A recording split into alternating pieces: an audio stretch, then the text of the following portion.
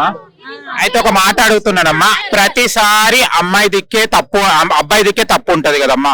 ఒక మహిళగా మీరేం చెప్తారంటే అబ్బాయి తప్పు అసలు ఏం లేకున్నా కూడా అమ్మాయి వాళ్ళ తరపున ఉన్న వాళ్ళు మంచి భవిష్యత్తు ఉన్న అబ్బాయిని, ఒక తల్లికి కొడుకు దూరం అయ్యాడు, ఆయన ఇలా చూస్తే కానీ ఇలా వేసుకొని మంచి భవిష్యత్తు ఉన్న అబ్బాయిని అయిపోయాడు. దీన్ని మీరు ఎలా ఖండిస్తున్నారు, ఏం చెప్తారు? మేము ఖచ్చితంగా ఆ తల్లికి ఖచ్చితంగా ఆ పిల్లలకి చంపినకి అయితే ఖచ్చితంగా శిక్ష పడాలంటున్నాం. ఇప్పుడు ఆ పిల్లగాని జరిగింది, రేపు మా పిల్లలకు కూడా జరగదని అనుకుంటలేము మేము.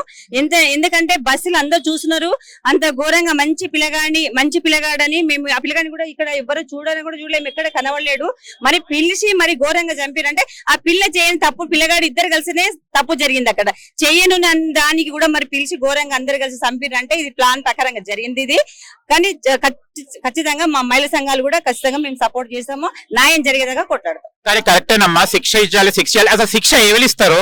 ఎందుకంటే ఇప్పటి వరకు ఇక్కడ చూస్తే కనుక ఇవాళ 4 రోజులు 5 రోజులు అవుతుంది, ఎవ్వరు కూడా ఒక తల్లికి వచ్చి ఒక ధైర్యం చెప్పి మేము ఉన్నామమ్మా మీకు ఒక న్యాయం చేస్తామని ఎవ్వరు కూడా తన పేద ఆమెగా పుట్టడమే ఆమె తప్ప, లేకుంటే ఎవరు బ్యాక్గ్రౌండ్ లేదన్నాడే తప్ప ఎవరి ఆమెకు భరోసా ఇస్తున్నా చూడ. ఆ తల్లి చూస్తుంటే నిన్న ఫిర్స్ వచ్చి పడిపోయింది. ఏ పార్టీకి సంబంధం లేదు, ఇది ఏ పార్టీ కూడా సాయం చేస్తారు, వీరోసారి వాళ్ళు వస్తారని ఎవ్వరు వచ్చి లేపేది ఏం లేదు.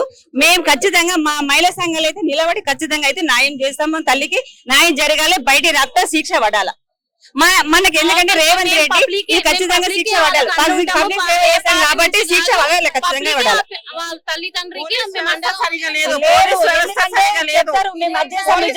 తప్ప కూర్చుని పెట్టి మేపుడు తప్ప ఏమి జరగదు అక్కడ. న్యాయం ఇప్పుడు వైష్ణవి చచ్చిపోయింది, న్యాయం ఏం జరిగిండ్రు? అందరు ప్రతి దగ్గర పోయినరు, వాళ్ళు ఏ సీఎం దగ్గర పోయినరు, పవన్ కళ్యాణ్ దగ్గర పోయినరు, అందరి దగ్గర పోయిన కానీ ఇక్కడ న్యాయం జరగలేదు. ఇప్పుడు ఇది కూడా మేము కూడా ఖచ్చితంగా తల్లికి న్యాయం జరగాలి, వాళ్ళ ఆయనకు ఆత్మశాంతి కలగాలని మేము మహిళా సంఘాలు అందరం కలిసి న్యాయం జరిగేదాకా ఖచ్చితంగా పోరాడతాం. అంటే మహిళా సంఘాలు అంటే ఒక 2 రోజులు వచ్చేసి వెళ్ళిపోతారా? న్యాయం జరిగేదాకా మీరు వీళ్ళతో తోడుతారా? న్యాయం జరిగేదాకా కొట్లాడదాం మేము. ఇప్పుడు ఇది జరిగింది, గనక బీటెక్ అబ్బాయి అంటే మనం కాల్ రికార్డ్ కూడా చూడడం జరిగింది. అబ్బాయిది ఎలాంటి తప్పు లేదు, ఎటు చూసినా కూడా ఫ్యామిలీ గురించి ఆలోచించే మనం తర్వాత చూద్దాము, ఇప్పుడు వద్దు నాకు చదువుకొని నా ఫ్యూచర్ ఖరాబ్ చేయకని చెప్పడం జరిగింది. ఇవాళ తల్లికి కొడుకు లేడు, వాళ్ళ చెల్లెకి తమ్ముడు లేడు, వాళ్ళ నాన్న కూడా చూస్తే చాలా స్థితిలో ఉన్నారు. దీన్ని మీరు ఏమంటారు? ఎందుకంటే ఇక్కడ మరణించిన తర్వాత కూడా ఎవరు కూడా ఎమ్మెల్యే కానివ్వండి, ఎవరు కానివ్వండి, పెద్ద ఎవరైతే ఉంటారో ఇక్కడ వచ్చి ఆమెకు భరోసా కూడా ఇవ్వలేదు. దీన్ని మీరు ఎలా ఖండిస్తున్నారు? ఇప్పుడు వీళ్ళు రావాలని కాదండి, ఇప్పుడు మనం ఎక్కడ ఉంటున్నామో ఆ ఏరియాలో మాకు సంబంధించి ఎవరైతే ఉన్నారో వాళ్ళే తనకి న్యాయం చేస్తారు. ఇప్పుడు వాళ్ళే రావాలి, ఈ పాలిటిషియన్ ఆ పాలిటిషియన్ వీళ్ళు రావాలని ఖచ్చితంగా అయితే లేదు.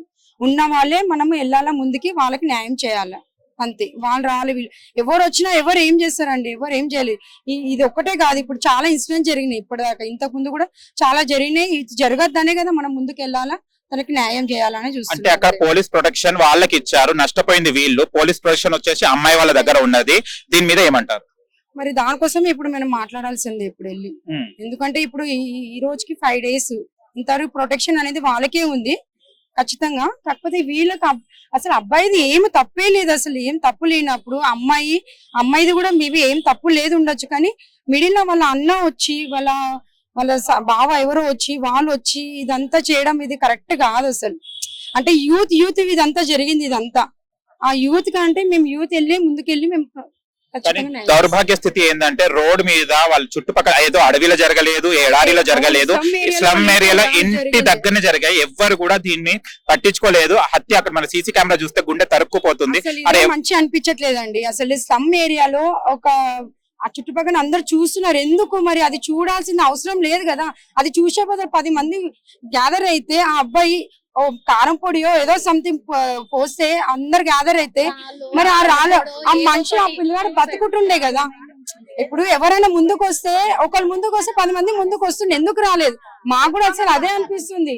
ఎక్కడో అపార్ట్మెంట్ అక్కడిక్కడ లోపల జరిగింది కాదు కదా, బయటనే చేసిన పిల్లగాడు అన్నప్పుడు రావాల్సిందే.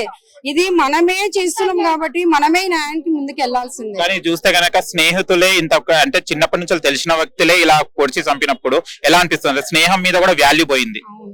తను పాపం ఏడుస్తున్నట్ట, నాకు నొప్పి పెడుతున్నా, వదిలేయండి కూర్చొని మాట్లాడదాం రా అని కూడా అండి. అసలు అది ఒక్కటే మంచి అనిపించదు కదండి, వదలండి అని అన్నది అసలు.